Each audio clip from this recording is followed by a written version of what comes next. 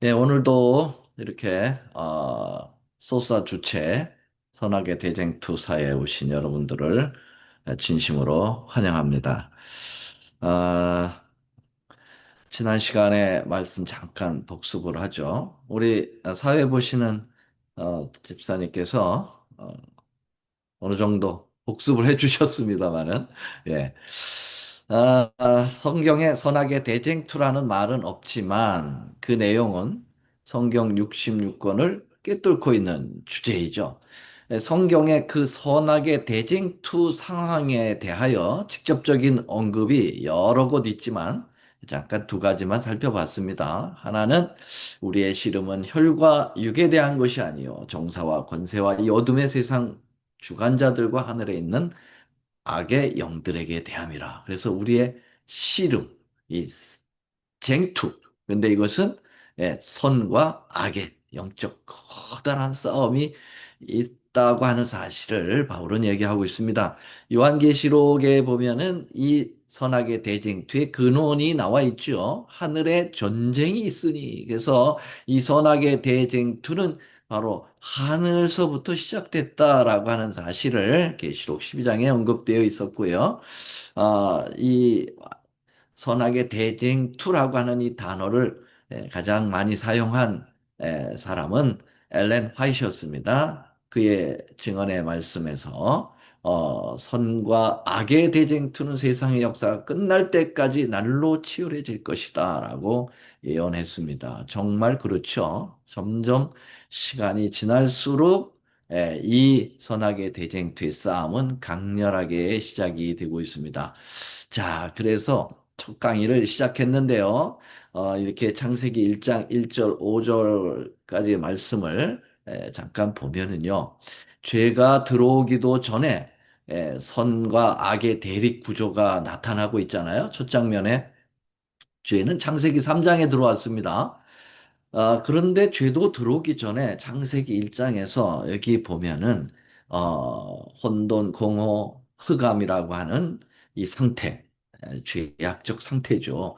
이게 언급이 되고 있다는 거예요. 그래서 여기에 이제 강렬하게 빛이 비쳤고, 그 빛이 빛과 하나님께서 어둠을 나눴고, 빛과 어두움이라고 하는 이 대조 국면이 창세기 1장서부터 쫙 펼쳐지고 있는 모습을 보게 되었습니다. 조금 자세히 봤죠. 혼돈이라고 하는 이 토후, 그리고 공허라고 하는 바후, 흑암이라고 하는 퀴쉑, 이 세 가지의 단어들. 이것은 결코 이건 선의 단어라고 볼 수는 없죠. 뒤죽박죽, 어떤 틀이 없는, 텅 비어 있는 캄캄한 이 죄악적인 이 상태를 우리가 창조 첫 장면에서 보게 되는데요. 창조 방향을 잠깐 볼까요? 네, 이렇게 돼 있죠. 혼돈, 공허, 흑암이라고 하는 이것을 전제로 해서 창조 방향은 어떻게 됐어요? 혼돈이 질서로, 공허가 체험으로, 흑암이 빛으로 갔죠. 이 상태가 무엇입니까? 이게 바로 완벽한 질서와 체험과 빛을 가지고 있는 에덴 동산이라고 말씀을 드렸고요. 그리고 여기에서 끝났으면 얼마나 좋았을까요? 우리는 이 에덴에 살고 있었겠죠. 그런데 여기에 죄라는 놈이 들어왔고요. 이 죄는 다시 질서를 혼돈으로 깨버리고 체험을 완전히 공허로 만들어버리고 빛을 흑암으로 돌려버렸습니다. 가치관의 혼돈이 왔고 정말 죄의 싹은 사망은 모든 것을 다 제로로 nothing으로 만드는 공으로 만들어 버려요. 이 셋의 인생은 참 허무한 거죠. 죄로 인해서. 흑암은 도덕적인 문제를 좀 다뤘다 이렇게 볼 수가 있을까요? 자, 여기서 끝났으면 이게 바로 뭐냐면 우리의 현실입니다. 네. 근데 여기서 끝났으면 우리 희망이 없을 뻔했죠. 그런데 하나님께서 아들을 보내셔서 이 땅에 재창조를 시작하시게 되는데요. 자, 이 재창조가 시작되면 어떻게 될까요? 혼돈은 다시 질서를 찾겠죠. 공허는 체험으로, 그리고 흑암은 빛으로, 바로 이 상태는 앞으로 이루어질, 그리고 지금도 이루어질 수 있는 천국입니다. 이 천국은 두 가지가 있어요. 하나는 은혜의 천국이 있고, 하나는 영광의 천국이 있습니다. 그래서 은혜의 천국은 바로 우리가 성령 하나님을 통해서 이 죄악의 상태, 이 혼돈, 공허, 흑암의 이러한 죄악적 상태를 하나님 앞에 고백하고 회개하고 그래서 성령의 거듭남을 통하면 즉시 우리의 마음에 천국이 형성이 되는 거 완전한 질서와 체온과 빛으로 그래서 하나님의 나라는 여기 있다 저기 있다 할 것이 아니라 우리의 마음에 있다고 말씀하셨잖아요. 은혜의 천국이 형성될 거예요. 그러나 그것으로 끝나지 않고 하나님은 완전히 생태계적으로도 천국을 형성해 주실 거예요. 그게 바로 뭐죠? 네.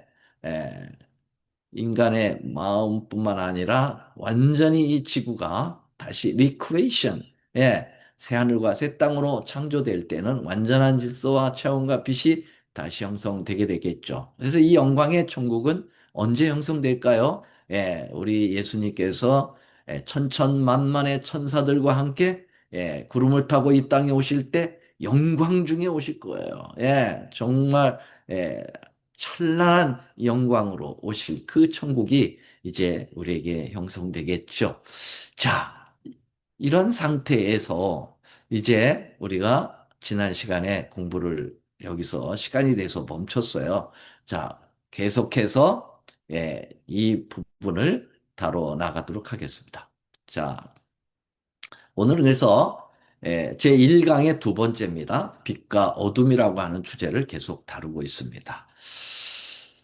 자, 이 창조의 그 모습을 보면은 왜 하필이면 하나님께서 그 전지하신 하나님께서 이 지구를 처음 창조하실 때 왜 혼돈, 공허감이라고 하는 이 죄악적 요소를 전제로 해서 창조하셨냐 이거죠. 예, 그냥 이런 혼돈도 공허도 흑암도 없는 상태에서 그대로 아름다운 세상을 창조하실 수도 있잖아요. 근데 왜 혼돈, 공허, 흑암이 창조 전에 존재했느냐 이거예요. 이게 바로 우리가 다루는 선악의 대쟁투의 그 뿌리를 보여주고 있는 거예요. 물론 지구에는 아직 죄가 들어오지 않았지만은 이미 하늘에서 전쟁이 있었기 때문에 이 상태, 혼돈, 공허, 흑암이라고 하는 이 상태가 조성된 것이죠. 예. 자, 그래서 여기서부터 주님이 창조를 하셨고, 이 첫 창조는 바로 뭘 의미하냐면은 재창조도 이러한 상태에서 이렇게 하나님께서 구원을 이루시겠다고 하는 놀라운 것이 이 첫 창조에 숨겨져 있어요. 선악의 대쟁투가 첫 창조에 숨겨져 있고 재창조에서 그 숨겨진 것이 드러나고 완성을 이뤘다. 이렇게 볼 수가 있겠어요. 그래서 여러분 이거 도표를 보시면은 이 첫 창조의 혼돈과 질서의 요 패턴이 재창조의 혼돈과 질서로 똑같이 가고 있다라고 볼 수가 있겠습니다. 자, 여기에서 특별히 이제 우리가 선악의 대쟁투가 육과 이 영과의 그 어, 싸움이 아니라 육의 싸움이 아니라 바로 영적인 싸움인데 이 부분은 인간의 그 마음 상태를 좀 더 들여다볼 필요가 있어요. 자, 여기 이 혼돈된 상태, 요 전에 보면은요, 요 혼돈과 공허와 흑암이라고 하는 요 상태가 음, 결국은 이제 우리 그 예수님께서 이 땅에 오셔서 어, 재림하셔서 우리를 하늘 본향으로 이끌어 가시겠죠. 그리고 이 생태계는 완전히 다시 무너지겠죠. 예. 계시록 6장에 보면 여섯째 인이 떼어질 때 하늘이 종이축 말리는 것처럼 말려가고 그 다음에 섬들이 제자리를 옮기고 이런 상태는 창조 이전에 완전히 케이오스, 혼돈으로 돌아가는 거예요. 예. 그리고 이 지구에는 완전히 우리는 다 하늘로 옮겨지고 악인들은 다 멸절되어 죽어 있고 이 지구는 오직 이 사단 마귀가 그 무조갱 속에 들어있는 거죠. 그래서 텅 다시 비게 되는 거예요. 그리고 빛은 곧어지게 되겠죠. 그래서 혼돈, 공허, 흑암이 다시 이 지구를 에, 그런 상태로 몰아가게 될 건데요. 이것을 에, 요한계시록 20장에는 무저갱이라고 표현했어요. 이 혼돈, 공허, 흑암이라고 하는 상태가 그 헬라어로 아비소스라는 말인데 이 아비소스가 바로 무조갱이에요. 혼돈, 공허함, 흑암의 상태죠. bottomless, 끝이 없는 그러한 완전히 이 밑바닥이 없는 그 정도의 그 깊은 어둠, 예, 그리고 뒤죽박죽한 아주 질서 없는 혼돈, 텅 비어 있는 공허의 상태가 이 상태가 되는 거죠. 근데 사실은 이 상태가 우리 인간의 마음속에도 지금 죄로 인해서 존재하고 있다는 사실이에요. 그래서 이 상태에 보면은 이 인간의 그 마음이 혼돈하다는 말이 뭘까요? 인간의 마음이 혼돈하다는 말은 가치관의 혼돈이 오는 거예요. 우리가 도대체 어디서부터 왔는지가 모르게 돼 버린 거예요. 우리는 어디서부터 왔나? 하나님의 창조로부터 왔는데 죄가 들어오니까 이 세상의 사람들이 과학이라고 하는 그러한 명분을 가지고 에, 진화론을 펼치면서 우리가 엉뚱한 방향에서 왔다고 얘기해요. 아메바에서부터 왔고, 원숭이로부터 왔다. 가치관의 일대 혼돈이 이르게 된 거죠.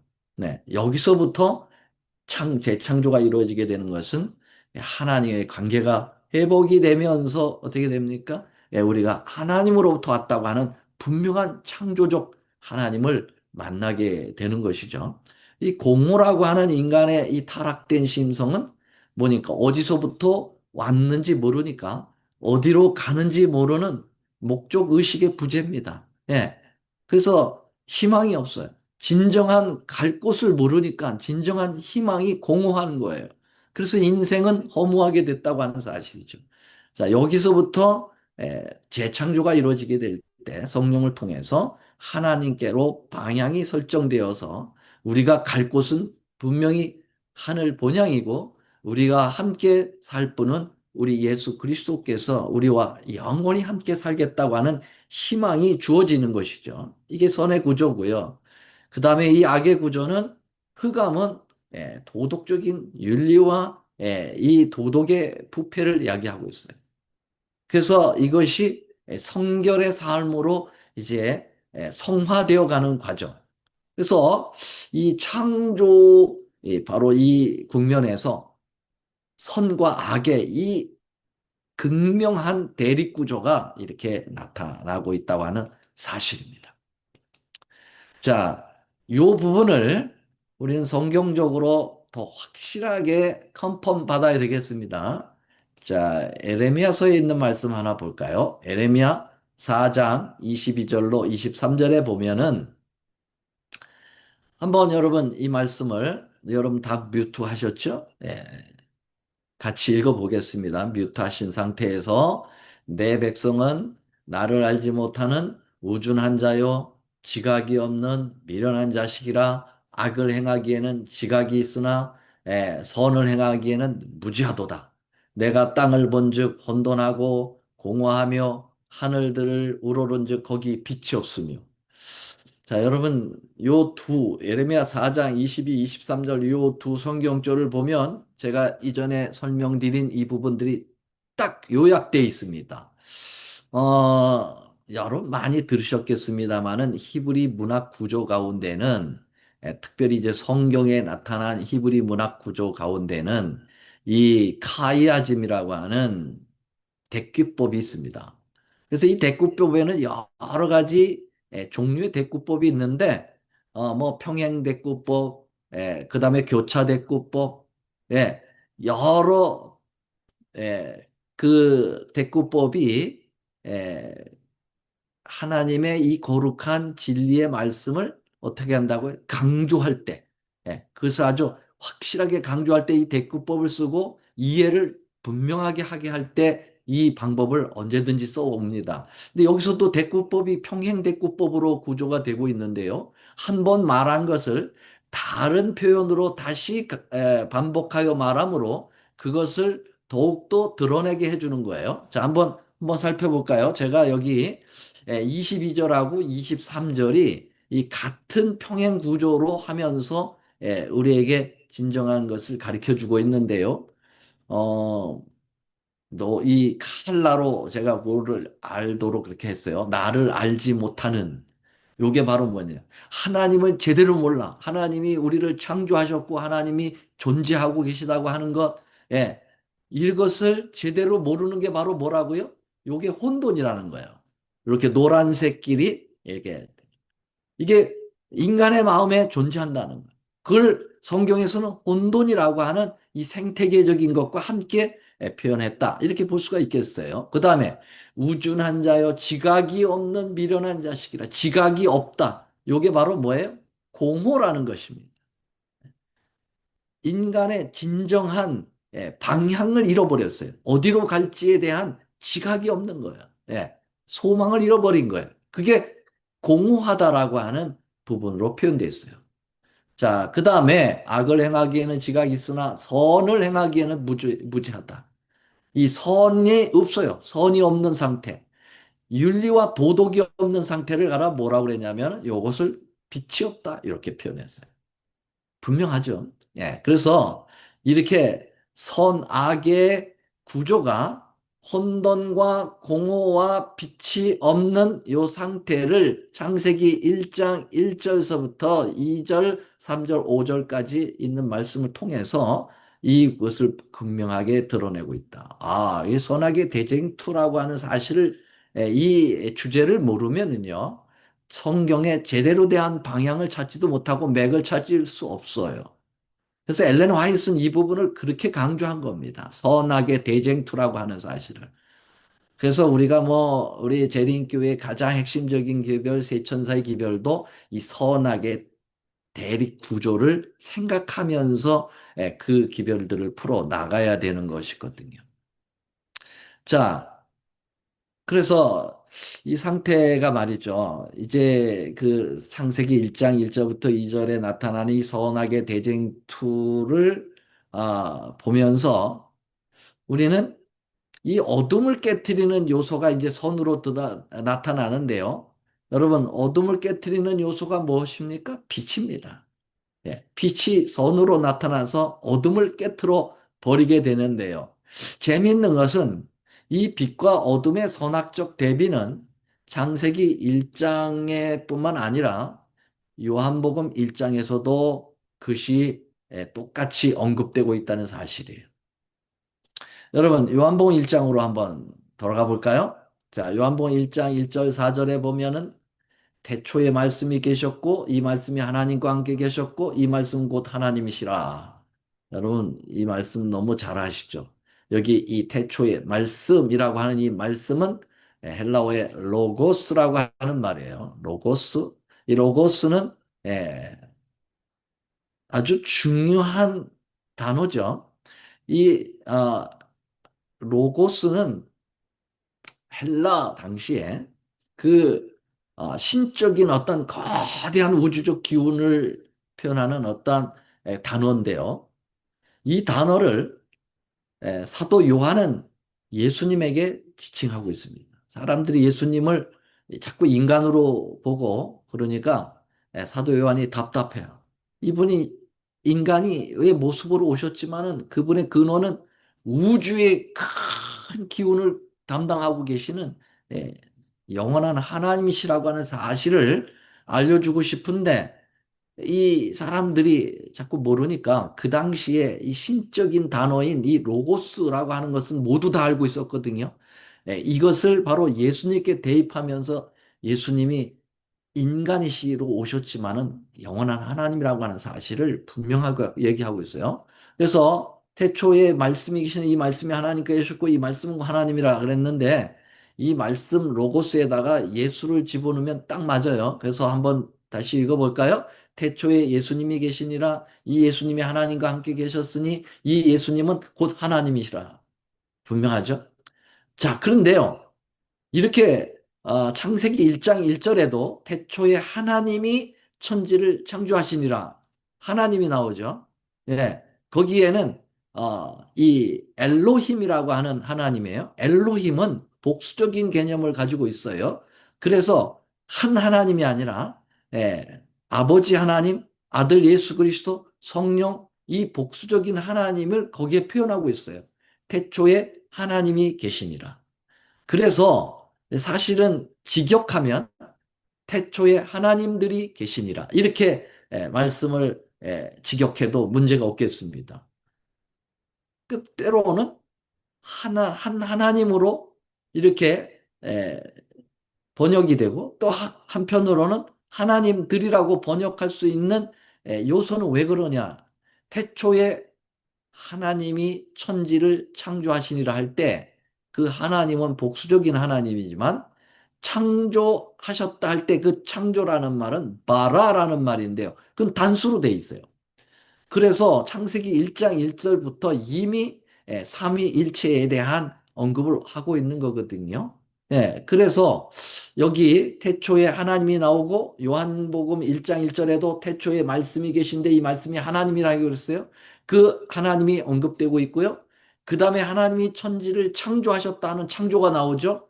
근데 요한복음 1장 3절에 보세요. 만물이 그로 말미암아 지은 바 되었다. 창조가 나오는 거예요. 하나님이 나오고 창조가 나오는 거예요. 그렇죠? 예. 똑같은 그러한 구조가 진행되고 있어요. 근데 그 안에 생명이 있으니 이 생명은 사람들의 빛이라. 빛이 나오는 거죠. 그 어둠, 공허, 혼돈, 그 흑암을 깨뜨리는 정말 가장 주역적인 존재는 누구냐? 그 존재는 바로 빛이라는 거예요. 그 빛은 누구냐? 생명을 다루시는 예수님이시죠. 나는 길이요, 진리요, 생명이라. 나는 부활이요, 생명이라. 라고 하는 그 생명 되시는 예수님이 딱 나타나고 있는 것입니다. 근데 중요한 건 말이죠. 창세기 1장에 나타나는 그 빛은 문제가 없어요. 하나님이 빛이 있으라 하심에 빛이 존재하는 데는 하자가 없었습니다. 그래서 시편 33편을 보면은요. 여호와의 말씀으로 하늘이 지음이 되었으며 그 만상을 그 입기운으로 이루었도다. 말씀하심에 이루었어요. 구절에도 그 말씀하심에 이루어졌으며 명령하심에 견고히 섰다. 전혀 하자가 없어요. 첫 창조 때에 빛은 문제가 없었습니다. 근데 요한복음의 빛은 문제가 발생합니다. 심상치 않아요. 자, 다시 한번 볼까요? 자, 말씀이 계셨고, 그 말씀이 하나님이시고, 그 말씀이 하나님과 함께 계신데, 이 생명이 되시는 이 빛 예수님이 사람들에게 빛으로 오신 거예요. 근데 그 다음 보세요. 빛으로 오셨는데, 그 빛이 어떻게 됐습니까? 어둠의 빛이 돼. 어둠이 깨닫지 못하더라. 여러분, 빛이 왔는데 어둠이 물러가지 않아.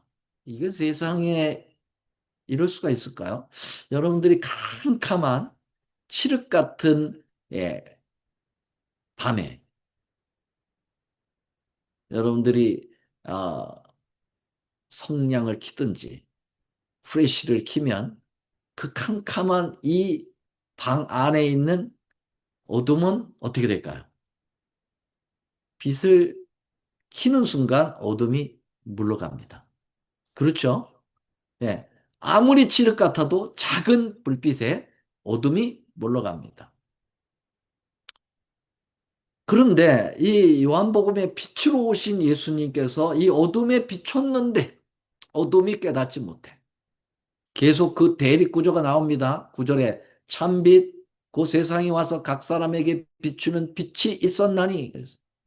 그가 세상에 계셨고 세상은 그로 말미암아 지은 바 되었지만 세상이 그를 알지 못해. 이 어둠이 빛을 알지 못하는 거예요. 예. 이 요한복음의 빛은 빛이 비추는데 어둠이 물러가지 않는 그 빛. 사실 빛이 망신을 당하신 거예요. 망신을 당한 거예요. 말씀하면 그대로 이루어져야 되는데 안 되는 거예요. 제가 처음 그 목회할 때가 이제 상계동 교회라는 곳인데 그곳에 우리 장로님 한 분이 삼육두유를 새롭게 이제 만들 때 대리점을 맡으셨어요. 그래서 이제 이분이 그 삼육두유를 홍보하러 다니려고 이제 이 구멍가게 이 가게 저 가게 다니면서 이거 하나 들어보세요. 그리고 막 소개하는데 그 삼육두유가 여러분 혹시 한국에 오래전에 사셨던 분들은 그 처음 나온 두유의 모습을 아시는지 모르겠습니다만은 이렇게 에, 비닐은 아니고 아, 이렇게 좀 팩에 아주 예쁜 팩에 담겼거든요. 그 알루미늄 같은 팩에 담겼는데 어 그것이 아주 홍보할 때 강조하는 게 뭐냐면 이 팩은 어디를 지니고 다녀도 터지지 않는다. 아주 강한 팩에 담겨져 있다고. 그리고 그 안에 있는 두유가 상당히 보호를 잘 받는다고. 예, 그게 강조점이에요. 그래서 이 장로님도 한 이제 가게에 들어갔는데 가서 이제 홍보를 한참 하면서 이거 좀 들어보시라고 하고 이거는 절대로 터지지 않습니다. 예. 이거는 트럭이 지나가도 안 터진다고 하면서 딱 눌렀는데 그게 터져버린 거예요. 그래가지고 그 홍보를 하고 있는 그 구멍가게에 그 아줌마 얼굴에 갖다가 팍 두유가 퍼졌다는 거죠. 말씀하는 대로 되지 않은 거야. 그래가지고 아주 망신을 당하고 그때 얘기를 하면서 얼굴이 붉어지시더라고. 얼마나 망신을 당했는지. 여러분, 이게 바로 예수님이 이 땅에 오셨을 때, 빛으로 오셨을 때, 예, 말씀이 오셨는데 그 말씀이 통하지 않는 거예요. 완전 망신을 당하신 거죠. 그런 줄 아시면서도 예수님이 이 땅에 오셨어요. 예수님께서 우리에게 강제로 하지 않으셔요. 이렇게 빚을 거절하는 것을 강제하지 아니하시고 선택하시도록 하게 되는 것입니다. 이슬람의 포교 방법처럼 말이죠. 코란을 받을래 아니면 이 칼을 받을래. 그러나 예수님 그렇게 하지 않았어요.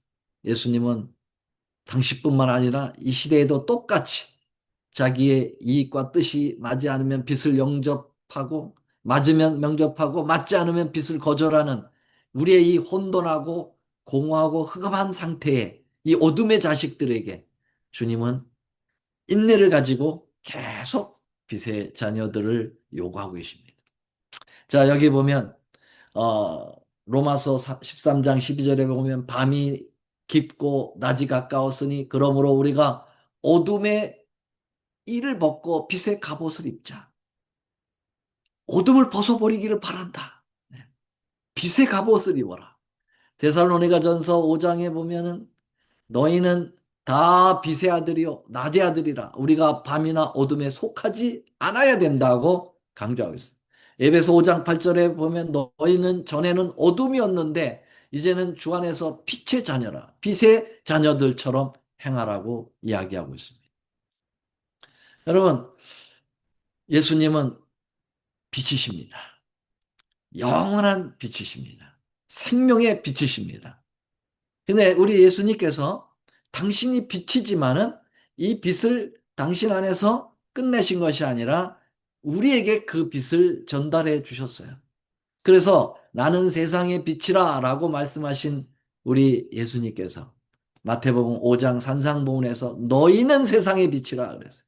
그래서 내 빛이 너희들에게 가야 되고 너희들의 빛이 사람들 앞에 비춰야 된다. 16절. 이같이 너희 빛을 사람 앞에 비추게 하여 너희의 착실한 행실을 통해서 너희 아버지께 영광을 돌리게 하라.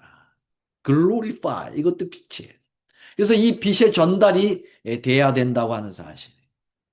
여러분 이 빛과 어둠의 이 선악의 구조는 창세기서부터 시작해서 예수님의 초림 때를 시작해서 중간을 거쳐서 이 종말에까지 계속 이루게 됩니다.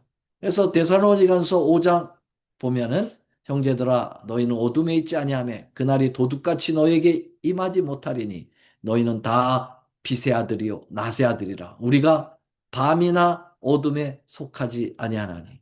여러분, 이제는 주님이 이 땅에 에, 오실 때가 되었어요. 영광의 빛을 가지고 오실 때가 되었는데 그때 바울은 우리에게 권면합니다.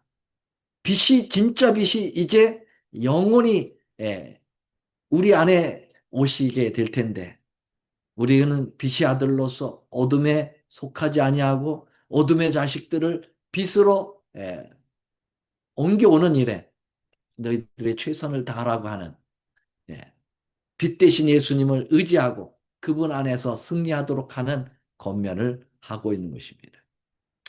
자, 오늘 이렇게 빛과 어둠이라고 하는 제 1강의를 마쳤는데요.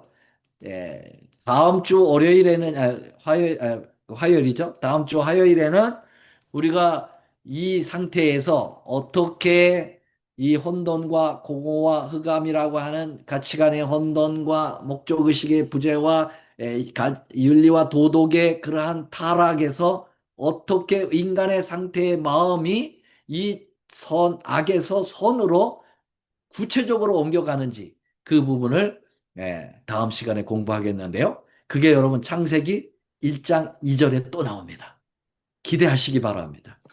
정말 하나님의 놀라운 역사가 이 선악의 대쟁투사에 분명하게 드러나 있음을 기억하시면서 우리 다음 시간에 만나도록 하겠습니다. 다 같이 머리 숙여 기도하겠습니다.